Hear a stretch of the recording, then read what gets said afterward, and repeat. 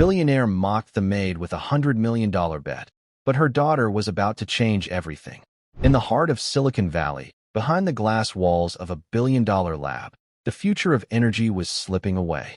The Prometheus Engine, a machine designed to power entire cities, couldn't run for more than 90 seconds. Harrison Thorne, the billionaire behind it all, was running out of patience. First, he lashed out at his team of world-class engineers. $20 million in overtime, he snapped. And you geniuses have nothing? His engineers stood silent. Then, with a smirk, he turned on the maid cleaning the floor. In front of everyone, he mocked her, daring her to fix the impossible machine for $100 million. Maybe the maid has the answer. Fix it, and I'll give you $100 million. She stood frozen, humiliated. And just as the laughter began to ripple through the room, a small, steady voice cut the air. My mommy can't. But I can. The machine was telling a secret, but only the little girl could hear it. Its heart was a tangle of wires and silent steel, a puzzle that had defeated the world's smartest minds. To them, it was a failure. To her, it was just sad. The Prometheus Engine was supposed to be Harrison Thorne's masterpiece. It sat on a pedestal in the center of the Thorne Industries Innovation Lab, a place that felt more like a cathedral than a workshop. Sunlight streamed through 40-foot windows, glinting off the engine's polished chrome surface. The air was cold and smelled of ozone and failure. For 6 agonizing weeks, this engine had been the sole focus of the brightest engineers money could buy. It was more than a machine. It was a promise of clean, limitless energy, a device that could power entire cities and make Thorne Industries the most important company on Earth. It was also a $2 billion paperweight. Harrison Thorne, a man whose tailored suits cost more than the cars his employees drove, paced the gleaming white floor. At 55, he had the sharp eyes of a hawk and a temper that could curdle milk. He had built an empire from nothing. He had crushed competitors, bent markets to his will, and graced the covers of magazines that celebrated his genius. But he could not make this engine run for more than 90 seconds. After that precise amount of time, it would shudder, whine, and die with a final, pathetic click. Every test produced the same result. Every diagnostic returned the same infuriating error message: cascade resonance failure. His lead engineers, a team of men and women with degrees from the best schools in the country, stood in a tight, nervous semicircle. Their faces were pale with exhaustion. They hadn't had a decent night's sleep in over a month. They had tried everything. They rewrote millions of lines of code. They replaced every circuit board, every sensor, every single wire. They even flew in a physicist from Switzerland who specialized in quantum mechanics. Nothing worked.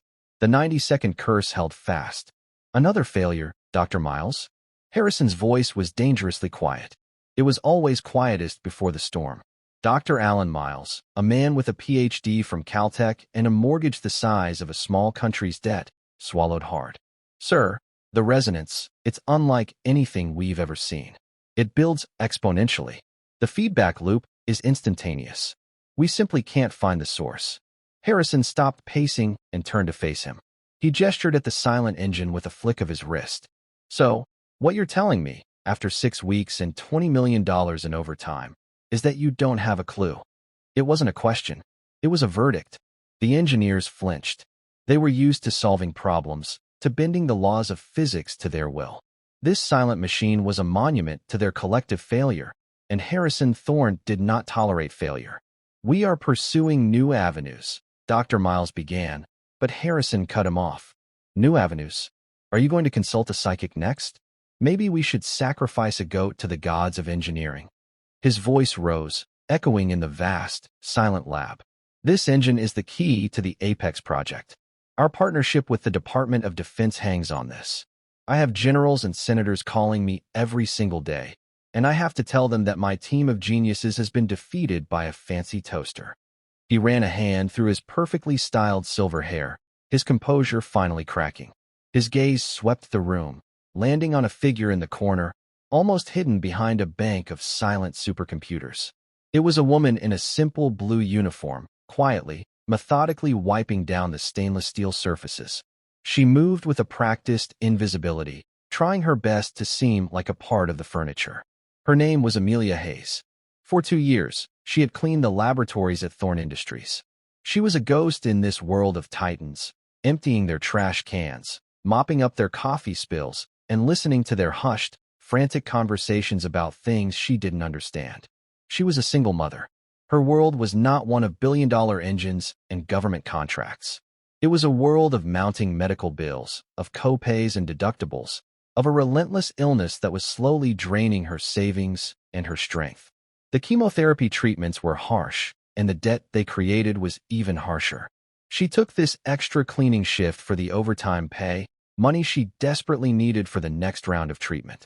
Harrison's frustration, finding no purchase on his brilliant but useless engineers, needed a new target. His eyes narrowed on the cleaning lady. A cruel, ugly idea began to form in his mind. He wanted to humiliate his team, to show them how little their expensive educations mattered in the face of this problem. "You, there," he barked, pointing a finger at Amelia. "What's your name?" Amelia froze, her hand hovering over the surface she was cleaning. Every head in the room turned towards her. She felt 100 pairs of eyes on her, and her cheeks burned with a sudden, hot shame. "Amelia, sir. Amelia Hayes." Harrison walked slowly towards her, his expensive leather shoes clicking on the floor. He stopped directly in front of her, forcing her to look up at him. "Amelia, tell me, Amelia, what do you think of our little problem here?" She was confused. "Sir, the engine, Amelia. Our $2 billion headache. You've been in here every night. You've heard these geniuses talk in circles. Surely you must have an opinion." He was mocking her, using her as a tool to shame his team. The engineers shifted uncomfortably, but no one dared to speak. Amelia's mind raced. She just wanted to finish her work and go home to her daughter. I wouldn't know anything about that, sir. I just clean." "Of course you do," Harrison said with a cold smile. "But let's pretend for a moment.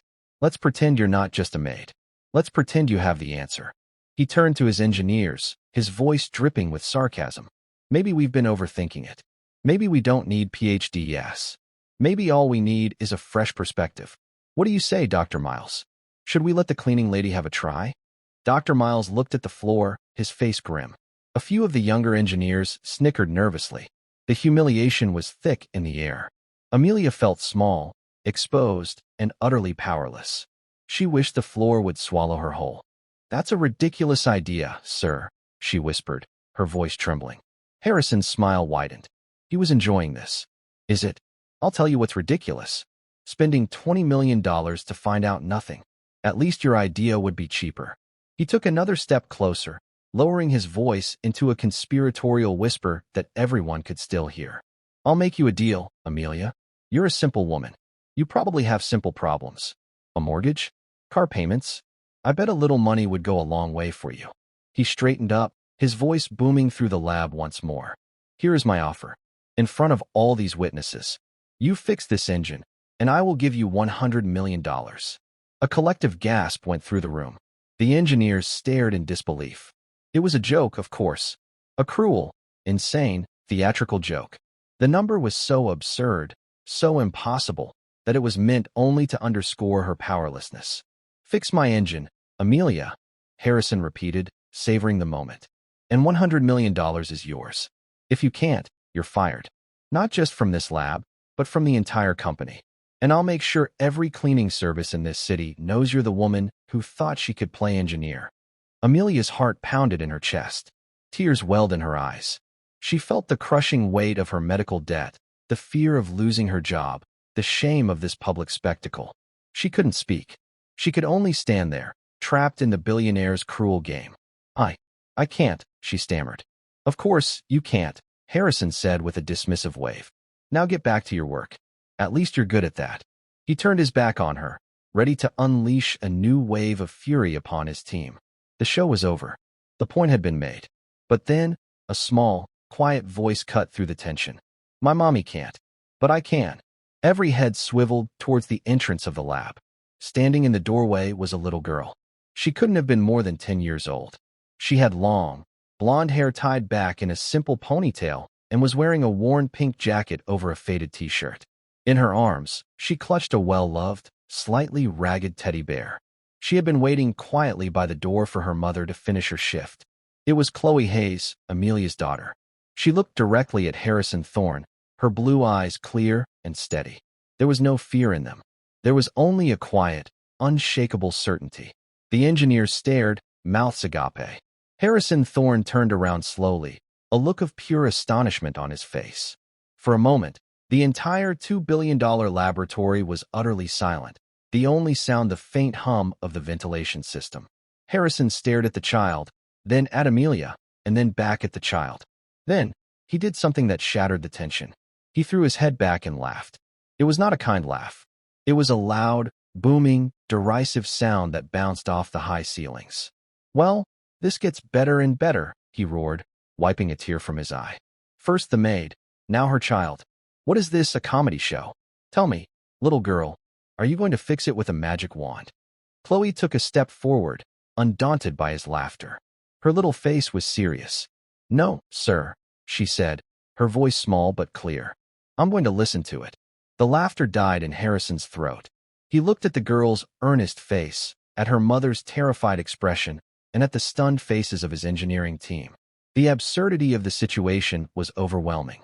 But his arrogance was a fire that needed fuel, and this was the most bizarre fuel he had ever been offered. His cruel smile returned. "You know what?" he said, walking towards Chloe. "I accept. The offer stands. Your mother was too scared to take the challenge. But you've got courage. I'll give you that." Amelia rushed forward, grabbing Chloe's arm. "No, Chloe, stop it. This is not a game. Please, sir, she's just a child. She doesn't know what she's saying." Harrison held up a hand, silencing her. "It's too late for that, Amelia. Your daughter has accepted the terms. $100 million if she succeeds. You both lose your jobs if she fails." He reveled in the impossible drama of it all. He imagined the story he would tell his friends on the board. "Clear the area," he commanded his engineers. "Give the little genius some room to work. Let's see what she can do." The engineers, looking utterly bewildered, backed away from the pedestal. They looked at each other, their expressions a mixture of pity for the family and disbelief at their boss's madness. But one person in the room wasn't laughing. Near the back, leaning against a console, was a woman who had remained silent through the entire ordeal.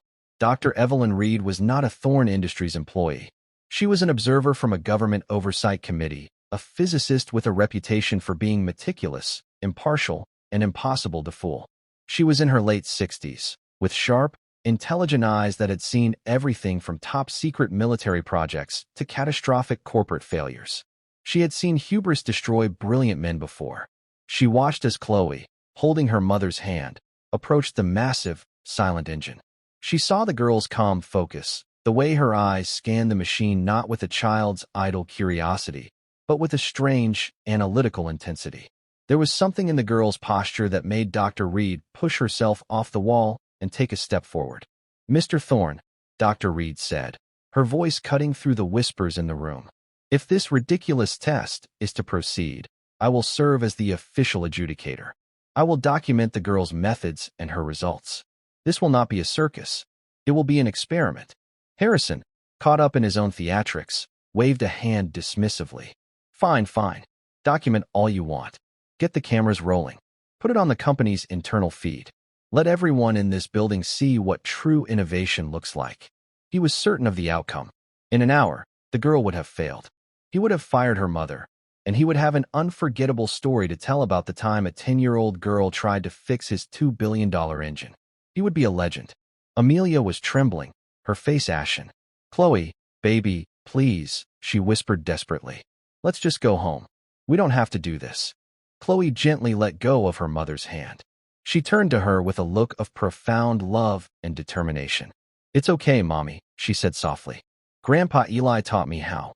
He said you just have to be quiet and listen to the metal. It always tells you where it hurts." She then turned to the Prometheus engine. It loomed over her like a steel giant. To everyone else, it was a complex marvel of modern science. To Chloe, it was just like the old engines in her great-grandfather's shed. Bigger, shinier, but still a machine with a story to tell. She walked right up to the cold, silent metal. She placed her small hands flat against its surface, closed her eyes, and did the one thing no one else in that room had thought to do. She listened, and in the deep, metallic silence, the engine began to tell her its secret. The first thing Chloe learned from her great-grandfather was that silence had a sound. Sergeant Elias, Eli, Vance was a man forged in the crucible of World War II. He wasn't a soldier who carried a rifle. He was a master mechanic who kept the B-17 bombers flying over hostile skies.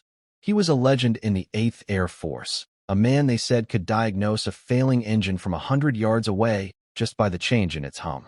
He had a gift, a deep, intuitive connection to machines that bordered on the mystical. After the war, he came home not with medals for bravery, but with hands permanently stained by oil and a quiet understanding of metal fatigue. He filled his small workshop behind his house with the tired, broken hearts of engines from tractors, cars, and old farm equipment. And it was in that dusty, sun-drenched space that he taught his great-granddaughter, Chloe, his secrets. Most folks think an engine is just a bunch of parts, he told her, his voice a low, gravelly rumble as he guided her small hand over the engine block of a 1950s pickup truck. They're wrong. An engine's got a life. It's got a rhythm, a heartbeat. And when it gets sick, its heartbeat changes. You can't find that change on a computer screen. You have to feel it. Right here. He'd press her hand against the vibrating metal. You have to listen with your skin. Chloe, even at 6 or 7 years old, understood. While other children played with dolls, she learned the language of machines. She learned that a high-pitched whine could mean a bearing was about to fail. A low, guttural knock could mean a problem with the pistons. She learned that every machine, when under stress, gives off a warning. A tiny vibration, a subtle shift in temperature, a sound so faint it was more a feeling than a noise. The trick, Eli always said, was to catch the whisper before it became a scream. Now, standing in the sterile, futuristic lab, Chloe closed her eyes and let the world fall away.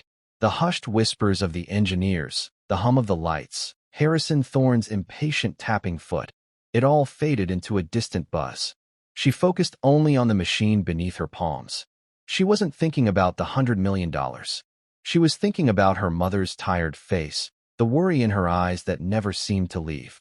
She was thinking about the pile of brown envelopes on their kitchen table, the ones her mother tried to hide from her.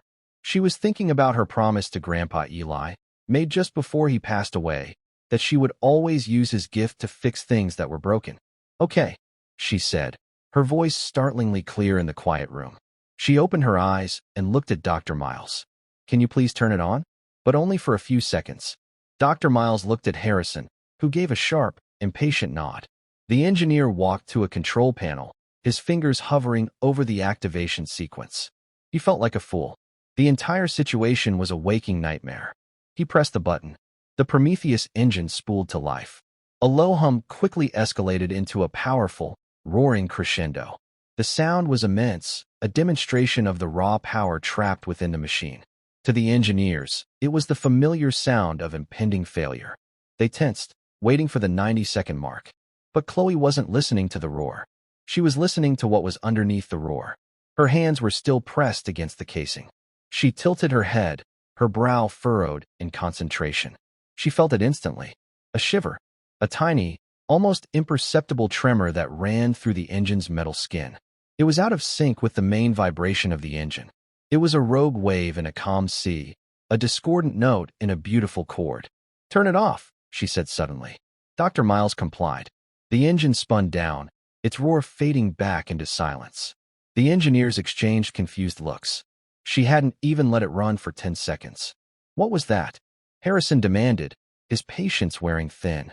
"Did you have a sudden revelation? Did the engine whisper the secrets of the universe to you?" Chloe ignored him.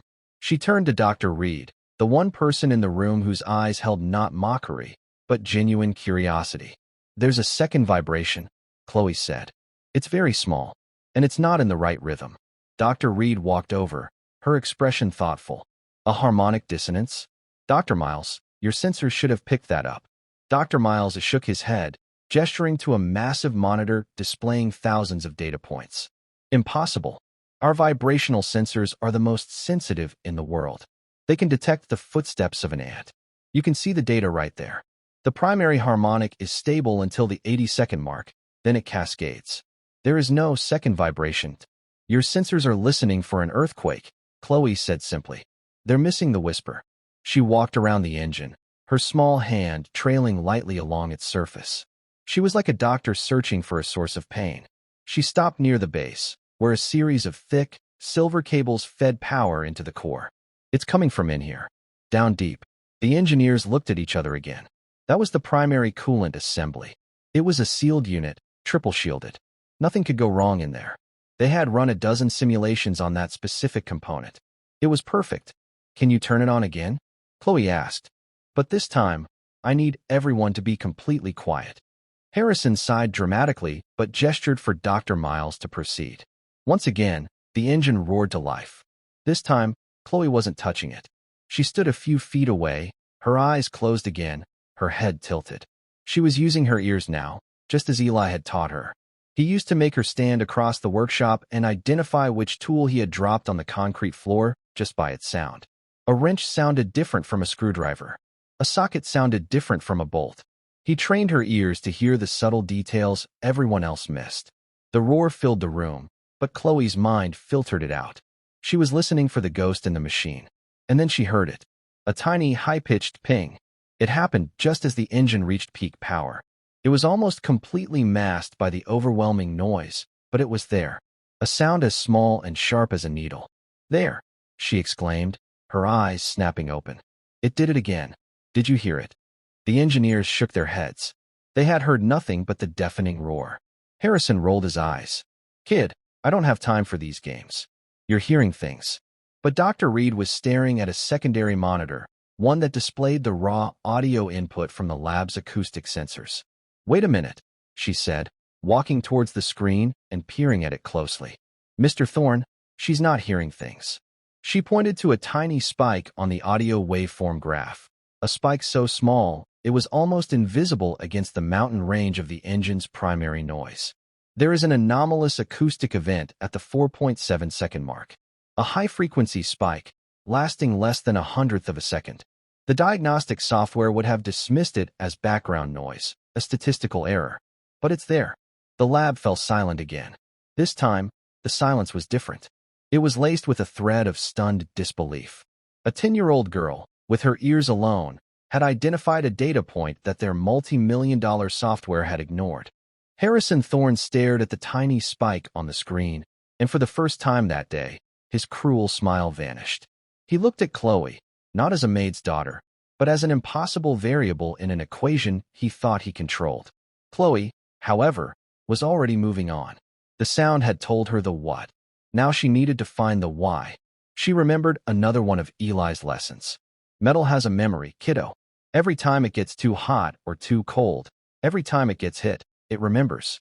And sometimes, those memories create a weakness you can't see. It's not a software problem, Chloe announced to the room. And it's not a design problem. The part is wrong.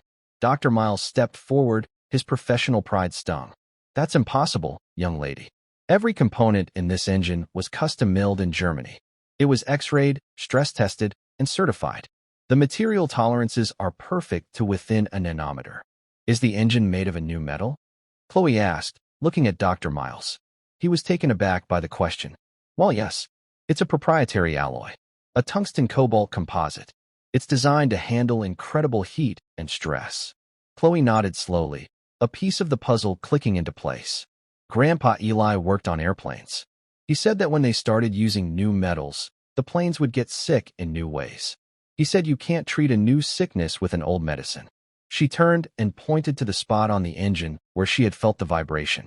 The ping and the shiver are coming from the same place. It's a tiny crack. It's so small you can't see it. But when the engine runs, the metal gets hot and the crack gets a little bigger. And it starts to sing. A crack.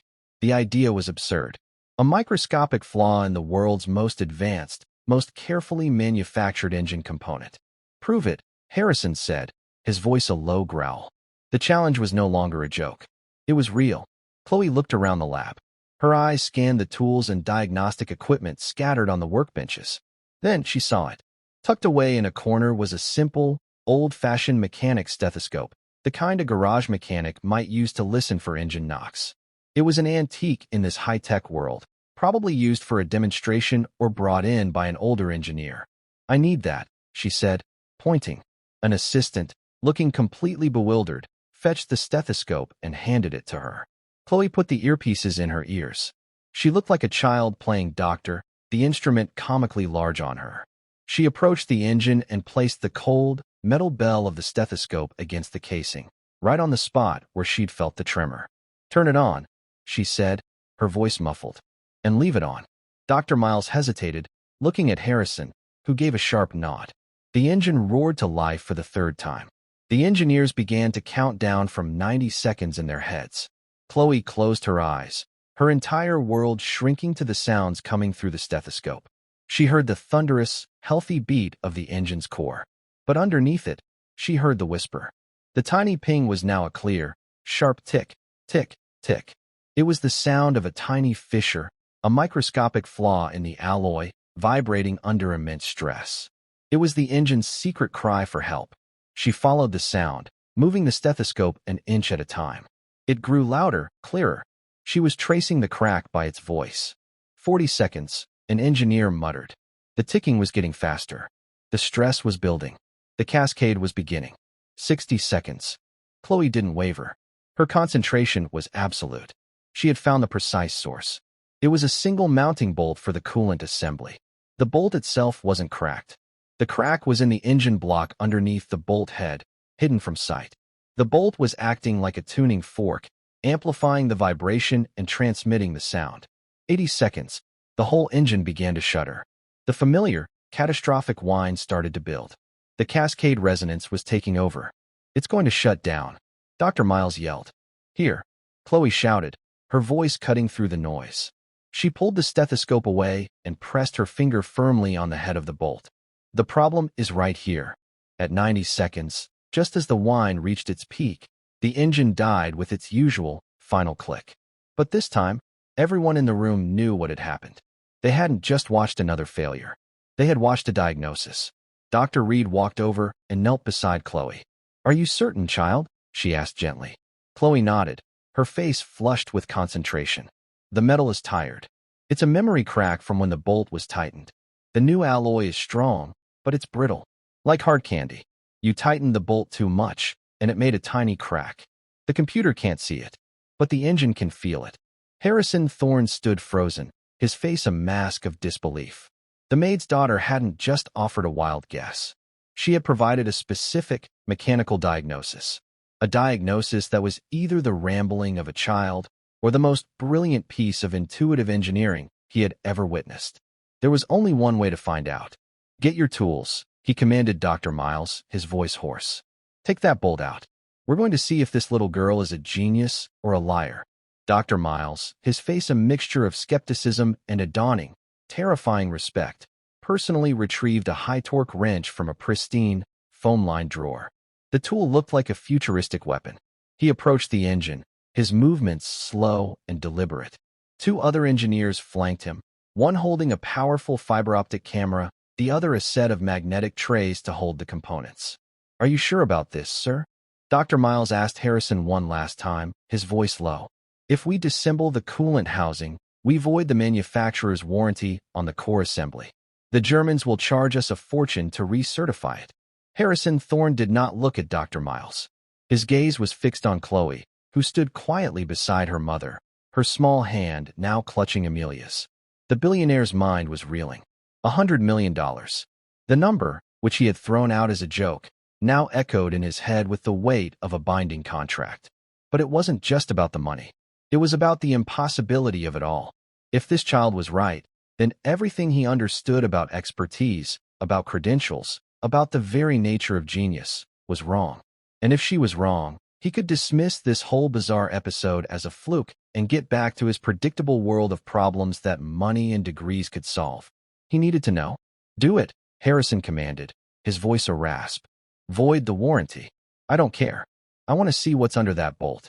Dr. Miles nodded grimly. He positioned the wrench, the alloyed steel clicking precisely onto the head of the bolt. With a grunt, he applied pressure. The bolt, tightened to a specific and immense torque, resisted. For a moment, nothing happened. Then, with a sharp crack that made everyone jump, the seal broke. The sound was like a gunshot in the silent room. Slowly, carefully, Dr. Miles began to turn the wrench.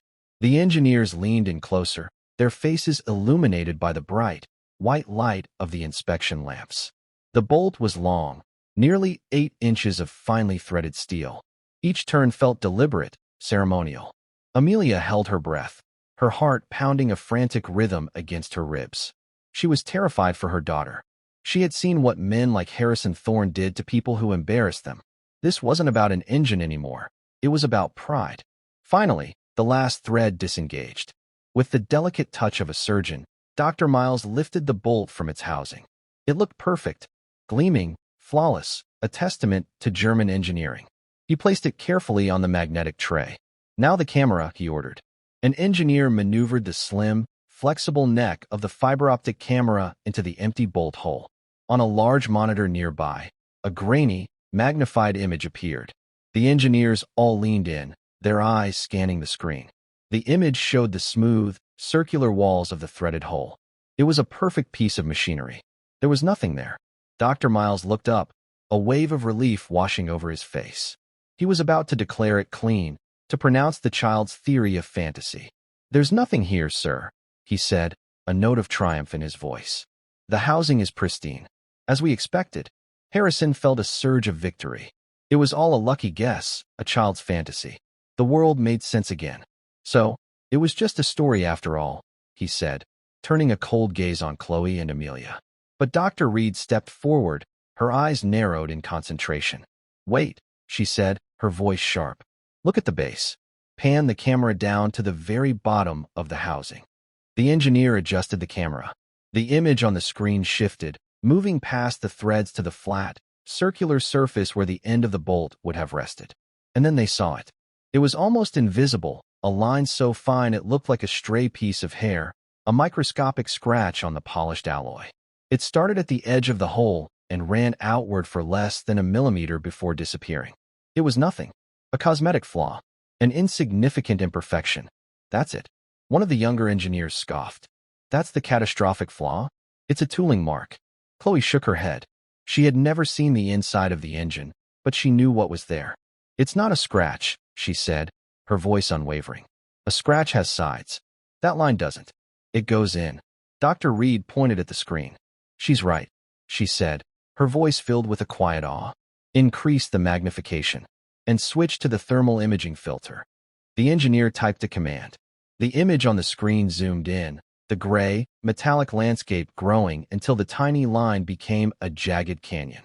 He then activated the thermal filter. The screen flickered, and the image was replaced by a swirling map of blues and greens, representing the ambient temperature of the metal. But the line, the tiny crack, glowed with a faint, ghostly red light. "My God," Dr. Miles whispered, his voice trembling. Dr. Reed explained to the stunned room. "Residual heat.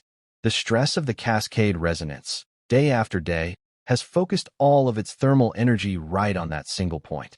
The crack is a heat sink. It's holding onto the memory of the engine's fever." It was undeniable. It was impossible. It was the truth. A microscopic, invisible fissure hidden deep inside the engine's core was the source of the $2 billion failure. A flaw so small that no sensor could detect it, no diagnostic could find it. But a 10-year-old girl with no tools, no training, and no blueprints had found it just by listening. Harrison Thorne stared at the glowing red line on the screen. He felt a cold sensation creep up his spine. The room was silent, but his mind was roaring. The world had just tilted on its axis. He looked from the screen to the little girl. She stood there, not with a look of triumph, but with a quiet sadness, as if she were looking at something that was in pain. He had publicly, in front of his entire senior engineering team and a government official, offered this child $100 million. It was a contract made of mockery and arrogance, but it was a contract nonetheless. The terms were simple: fix the engine. She hadn't fixed it yet, but she had done something even more remarkable. She had found the wound. "So," he began, his voice barely a whisper. "How do we fix it?" All eyes turned to Chloe. The world's greatest engineers, men and women who commanded six-figure salaries, were looking to a child for the answer. Chloe thought for a moment. She pictured her great-grandfather's workshop. She remembered what he did when he found a crack in an old engine block. The solution wasn't always to replace the part. Sometimes, Eli had taught her, the cure wasn't about making something new. It was about helping the old part heal. "You can't just put a new bolt in," she said. "The metal around the crack is weak now. It's tired. If you put the same pressure on it, It will just crack again, and the next time it will be worse. She looked at Dr. Miles. Do you have something like a sleeve? A very thin metal tube that can fit inside the hole. Dr. Miles nodded slowly, his mind beginning to work again to follow her logic. A cylinder bushing? Yes, we could fabricate one in the machine shop. It would distribute the pressure from the bolt more evenly across the surface. It needs to be made of a different metal, though, Chloe added. Something softer. Something that will give a little, like a cushion. She looked around the lab, her eyes scanning the materials on the shelves. Like copper. Copper. The engineers stared at her. Copper was an excellent conductor of heat and electricity, but it was a soft metal. No one would ever think to use a soft metal as a load-bearing component in a high-performance engine core. It went against every rule in their textbooks. That's unconventional, Dr. Miles stammered. The pressure specifications for that bolt are enormous. Copper would deform. Yes, Chloe said patiently. That's the point. It needs to deform. Just a little. It will press into the crack and hold it together like a bandage. And it will absorb the little shiver before it can grow into a shake. She was reciting a lesson from Eli, as if he were standing right beside her. Sometimes the strongest patch is the softest one, kiddo. Dr. Reed was looking at Chloe with an expression of pure, unadulterated wonder. The child was not just guessing.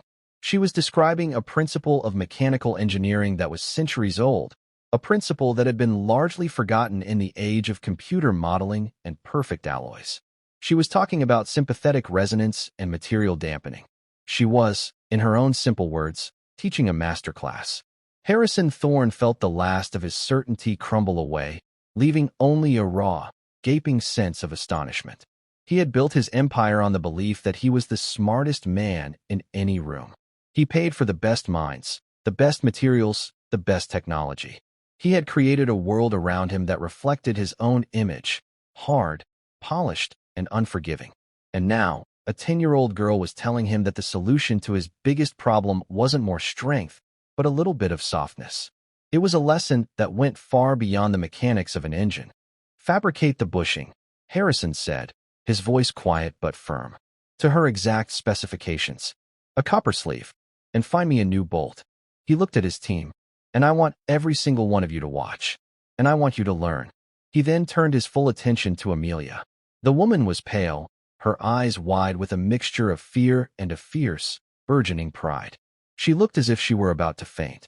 Mrs. Hayes, Harrison said, his tone stripped of all its earlier mockery. Your daughter, she has a remarkable gift. Amelia could only nod, unable to speak.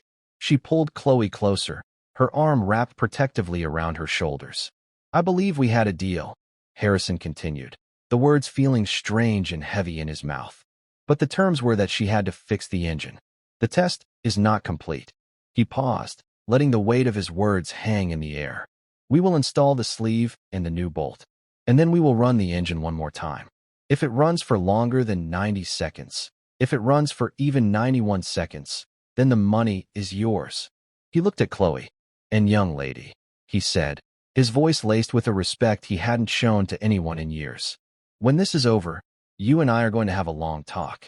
Because I have a feeling you have a lot more to teach us.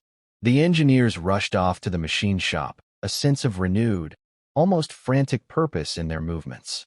They were no longer just following orders. They were part of something impossible, a scientific miracle guided by a child. As they waited, the atmosphere in the lab transformed. The cold sterility was replaced by a palpable sense of anticipation. Dr. Reed engaged Chloe in a quiet conversation, not as an adult speaking to a child, but as one scientist to another.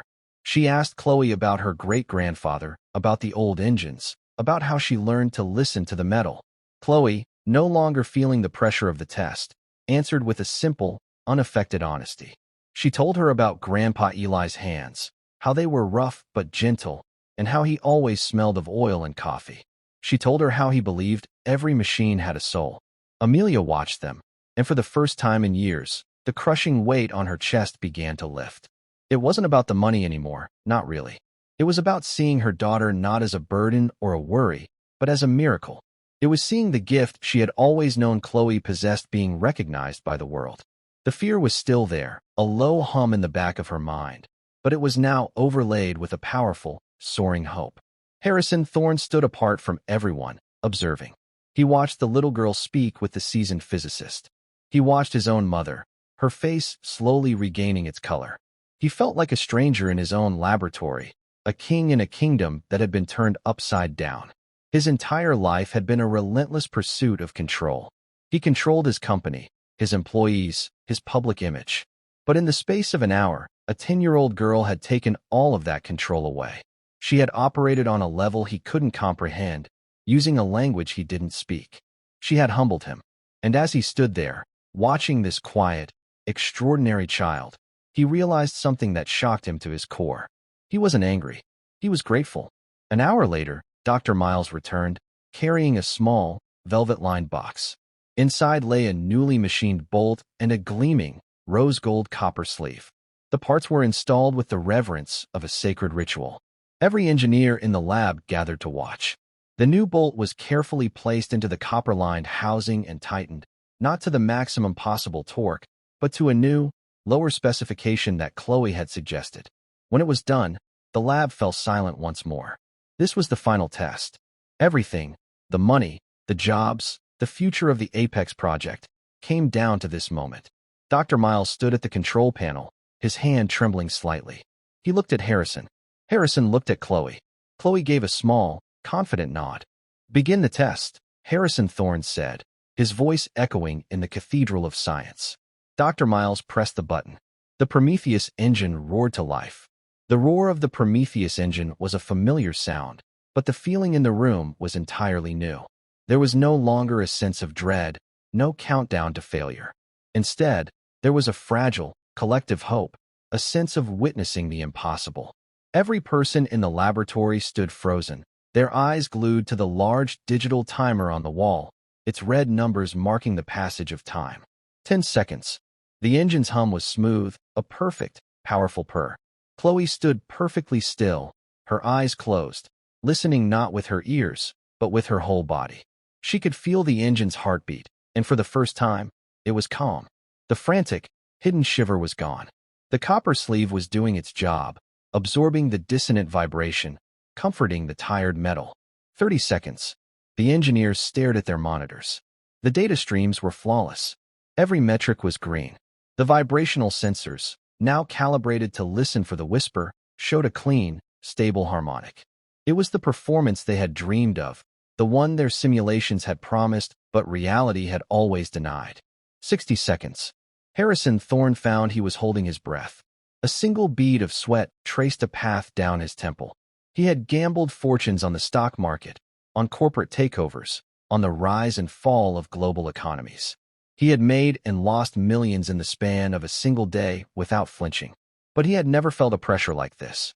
His entire worldview was balanced on the ticking of that clock. 80 seconds. This was the critical point, the moment the cascade resonance had always begun its deadly symphony. A hush fell over the room. Dr. Miles gripped the edge of his console, his knuckles white. The whine, the shudder, the death rattle of the engine, they were all expecting it. 85 seconds. The engine did not whine. It did not shudder. It sang. Its powerful, steady roar was the sound of a healthy heart, beating strong and true. 89 seconds. 90 seconds. The timer clicked over. 1:30. A collective gasp went through the room. They had passed the mark. The curse was broken. 1:31. 1:32. Someone in the back of the room let out a choked sob of relief. Dr. Miles looked up from his monitor, his eyes wide with disbelief. "All systems are stable," he announced, his voice cracking with emotion. "Resonance is holding at 98% efficiency. It's perfect." The timer kept climbing. 2 minutes. 3. 5. After 10 minutes of flawless, continuous operation, Harrison Thorne finally found his voice. "Shut it down," he said, his voice hoarse. Dr. Miles complied. The engine spun down with a gentle, controlled hum, its roar fading into a contented silence. For a long moment, no one spoke. The only sound was the quiet clicking of the cooling metal. Then, the room erupted. The engineers burst into applause, cheering and clapping. They hugged each other, some with tears of joy and exhaustion streaming down their faces. 6 weeks of hell were over. The impossible problem had been solved. But they weren't just celebrating the engine. They were applauding the little girl who had, in the space of an afternoon, taught them more than their years of education. Amelia Hayes finally let go of the breath she had been holding. She sank into a nearby chair, her legs suddenly unable to support her. The relief was so overwhelming it felt like a physical weight being lifted off her soul. She looked at her daughter, who was now being tentatively approached by Dr. Miles and the other engineers, their faces filled with awe. They were looking at her not as a child, but as a savior. Harrison Thorne walked slowly through the celebrating crowd, his eyes never leaving Chloe. He stopped in front of her. The engineers quieted down, sensing the gravity of the moment. Harrison knelt, bringing himself down to the little girl's eye level. The proud, arrogant billionaire was gone. In his place was a man humbled to his very core. "You did it," he said, his voice filled with a wonder he had never known. "You actually did it." Chloe simply nodded, a small, shy smile finally gracing her lips. "It wasn't sad anymore," she said quietly. "It just needed someone to listen." Harrison looked from Chloe to her mother. He stood up and faced Amelia. He took a deep breath, the public declaration feeling both surreal and absolutely necessary. "Mrs. Hayes," he began, his voice clear and steady, projecting to every corner of the lab. "Earlier today, I made a promise. A contract, in front of witnesses." He gestured to the stunned faces around him, and then to Dr. Reed, who was watching with a small, satisfied smile. "I offered $100 million to anyone who could fix this engine. Your daughter has not only fixed it, she has reinvented our entire diagnostic process. The contract is valid. The money is yours." Amelia's head shot up. She stared at him, her mind unable to process the number. $100 million. It was an amount so vast it was meaningless. It was a joke. It couldn't be real. "Sir, you can't be serious," she stammered. "It was a game. You were angry. We don't expect." "I have never been more serious in my life," Harrison interrupted, his voice firm. "I do not make offers I don't intend to honor. My word is my bond. It is the foundation upon which I built this company." He looked around at his employees. "Let this be a lesson to all of you. A promise made is a debt that must be paid, no matter how foolish the promise may seem at the time." He turned back to Amelia. "My personal banker will be in touch with you tomorrow to arrange the transfer. I suggest you hire a very good lawyer and a very good accountant. You are going to need them." Amelia started to cry, silent tears streaming down her face. It wasn't the joy of winning a lottery. It was the sudden, earth-shattering release of a lifetime of fear. The medical bills that haunted her waking moments and tormented her sleep. The constant, gnawing anxiety of not knowing how she would afford the next treatment, the next prescription, the next doctor's visit. The terror of leaving her daughter alone in the world. In an instant, all of that was gone. Wiped away. It was more than money. It was freedom. It was life. Chloe, seeing her mother cry, wrapped her small arms around her waist. "It's okay, Mommy," she whispered. "Now you can get better." That simple, heartfelt phrase struck Harrison Thorne with the force of a physical blow. He had been so caught up in the engine, the contract, the sheer drama of the event, that he hadn't truly considered the human element. He had used this woman's poverty and powerlessness as a prop in his theater of humiliation. He'd made a joke about her simple problems, her mortgage, her car payments. But he now saw the truth in her tear-streaked face. Her problems were not simple. They were the profound, terrifying problems of a mother fighting for her life and for the future of her child. A wave of shame, deep and unfamiliar, washed over him. He had seen the world in terms of profits and losses, of assets and liabilities. He had never truly seen the people who cleaned his floors and served his coffee. They were, like Amelia had been, part of the furniture. "Your medical treatments," Harrison said, the words feeling clumsy and inadequate. Your debt." Amelia looked up, surprised that he would know or care. "Yes, sir," she said, her voice thick with tears. "It's been difficult." Harrison felt a sudden, urgent need to do more, to fix more than just the engine. The $100 million was a contractual obligation, a payment for a service rendered. But what he felt now was a moral obligation, a need for redemption. "Dr. Reed," he said, turning to the physicist, "you are a government official. I need you to bear witness to this as well." He turned back to Amelia. "The $100 million is for your daughter's genius. That is a separate matter. As for your medical care, Mrs. Hayes, consider it taken care of." From this moment on, you are under the full and complete coverage of the Thorne Industries Executive Health Plan. The best doctors, the best treatments, anywhere in the world. All of it will be paid for. And your existing debt, consider it gone. I will personally see to it that every bill is settled by the end of the week. Amelia's sobs grew louder, but they were no longer sounds of despair. They were sounds of a miracle. She looked at this powerful, intimidating man, and for the first time, she did not see a monster. She saw a man who was trying, in his own awkward way, to be good. "Thank you," she whispered, the words carrying the weight of her entire struggle. "Thank you."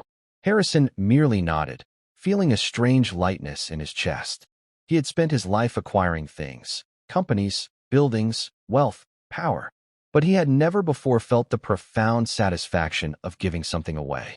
Later that evening, after the chaos had subsided and the engineers had finally gone home to get their first real sleep in weeks, Harrison Thorne sat in his vast, silent office on the top floor. He had asked Amelia and Chloe to wait. He wanted to understand. He sat across from them, not behind his massive mahogany desk, but in a simple chair. He had taken off his suit jacket and loosened his tie. He looked, for the first time, not like a titan of industry, but like a man. "Chloe," he began gently, "your mother told Dr. Reed that your great-grandfather taught you about engines. She said his name was Eli Vance." Chloe nodded, her eyes bright. "Grandpa Eli was the best. He could fix anything." Harrison leaned forward, a strange look on his face. "Sergeant Elias Vance? From the 8th Air Force? The 100th Bomb Group?" Chloe's eyes widened in surprise. "Yes, you knew him." Harrison leaned back in his chair, a slow, sad smile touching his lips. He looked out the window at the glittering city lights, but his mind was miles and years away, in a dusty, forgotten corner of his memory. "No," he said softly. "I never had the honor of meeting him. But my grandfather did." He turned his gaze back to Chloe. "My grandfather was a pilot. Captain Robert Thorne. He flew a B-17 called the Iron Maiden. On his 24th mission, over Germany, his plane was hit by flak. 2 of his engines were out, and the 3rd was on fire. He was losing altitude, preparing to give the order to bail out over enemy territory." He paused, the old family story feeling fresh and raw in the telling. But his crew chief, a young sergeant, refused to give up. He crawled out onto the wing of the plane, in the middle of a battle, with nothing but a small toolbox and a fire extinguisher. He put out the fire, and he somehow managed to get one of the dead engines running again. He saved the plane and every man on board. Harrison looked directly at Chloe, his eyes filled with a new, profound understanding. "My grandfather owed his life to that man. He recommended him for the Medal of Honor, but it was denied. The paperwork got lost in the chaos of the war. After they got back to England, my grandfather tried to find him, to thank him, but the sergeant had already been reassigned. My grandfather searched for him for years after the war, but he never found him. He said it was the greatest regret of his life." He let the silence hang in the air for a moment before delivering the final, stunning piece of the puzzle. That crew chief's name was Elias Vance. Amelia and Chloe stared, the revelation so immense it felt like a fairy tale. The history connecting their families, a tale of heroism and regret, had been a silent, unknown presence in the room the entire time. Chloe, with a child's directness, was the first to speak. "So your grandpa was the pilot?" she asked. "Grandpa Eli told me about the pilot. He said he was the bravest man he ever knew, for keeping the plane steady while he was on the wing." A lump formed in Harrison's throat. His grandfather had always told the story the other way around, painting the crew chief as the sole hero. 2 brave men, each seeing the heroism only in the other, their stories finally meeting in this room. "My grandfather looked for him his whole life," Harrison said, his voice thick with emotion. "He always said that none of this," he gestured to the city lights outside, "would exist without Elias Vance. He wanted to give him his share of the company." Amelia thought of her grandfather's humble life, his quiet dignity, and his hands that could fix anything. He had never known that a fortune and a legacy of gratitude had been waiting for him. "He passed away last year," she said softly. "He never spoke much about the war. He just said he was a mechanic." Harrison stood and walked to the window, feeling the weight of 2 generations on his shoulders. The $100 million now felt like a pittance, a down payment on a debt beyond measure. It seems I have two debts to pay, he said, turning back. One to the daughter for her genius, and one to the great-granddaughter for the life of my grandfather. He looked at Chloe, the ruthless businessman gone, replaced by something more human. Your great-grandfather saved my family, Chloe. And today, you saved mine. This company, my reputation, you fixed more than just an engine. You reminded me of something I had forgotten. Gratitude. Honor. He walked to his desk and took out a silver-framed photograph of a B-17 crew. He pointed to a young captain. That's my grandfather, Robert Thorne. Then he pointed to a quiet man with kind, steady eyes. I never knew who this was. I think this must be him. Amelia touched the glass, tears welling as she saw the image of her grandfather, young and strong. That's him, she whispered. That's my grandpa. The circle was now complete. 6 months later, the Thorne Industries Innovation Lab had been transformed. The cold, sterile cathedral of science was now a vibrant, collaborative workspace. The new culture was built not on fear, but on curiosity. Failure was now treated as an essential step toward discovery. Amelia Hayes, healthy and radiant, walked the floor not as a cleaner, but as a director. Harrison had created the Elias Vance Division of Intuitive Diagnostics, a department dedicated to finding and nurturing unconventional genius. Amelia was its head, and her first act was to establish a scholarship foundation for gifted students from underprivileged backgrounds, ensuring other hidden talents would get their chance. Chloe was the lab's heart. After school, she would consult on the engineers' most stubborn problems, teaching them to listen to the machines. The $100 million was in a trust, but her greatest treasure was the work itself. She had a playground of the world's most advanced engines and a room full of brilliant people who finally spoke her language. Harrison Thorne was a changed man. He still ran his empire with a brilliant mind, but now he led with a compassionate heart. He had learned the most important lesson of his life from a 10-year-old girl. The loudest voice in the room is rarely the wisest, and true strength is found in the humility to listen. One afternoon, Harrison found Chloe sitting by the perfected Prometheus Engine, which hummed with clean, limitless energy. What are you thinking about? Harrison asked, sitting beside her. Chloe kept her eyes on the machine. It's happy now, she said with a contented smile. It's doing what it was born to do. Harrison looked from the engine to the girl. He thought of the pilot and the mechanic, their bond of courage echoing through the generations to be fulfilled in this room. The story was never about a broken engine or a fantastic bet. It was about broken connections being mended. It was about a historical debt paid in the most unexpected way. Harrison Thorne finally felt like he had fixed something within himself, something far more important than a $2 billion machine. He had mended his own tired, broken heart. And that's where we'll end the story for now. Whenever I share one of these, I hope it gives you a chance to step out of the everyday and just drift for a bit. I'd love to know what you were doing while listening. Maybe relaxing after work, on a late-night drive, or just winding down. Drop a line in the comments. I really do read them all. And if you want to make sure we cross paths again, hitting like and subscribing makes a huge difference. We are always trying to improve our stories, so feel free to also drop your feedback in the comments section below. Thanks for spending this time with me.